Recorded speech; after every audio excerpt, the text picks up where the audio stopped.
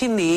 ఒకవేళ నువ్వు చదువుకోలేకపోతే నీ కోసమని ఏ స్థాయిలో మాట్లాడాలో ఆ స్థాయికి కిందకి దిగి వచ్చి మాట్లాడగలిగినటువంటి ప్రజ్ఞ కలిగినటువంటి గురువుగా ఆమెయే నిలబడింది.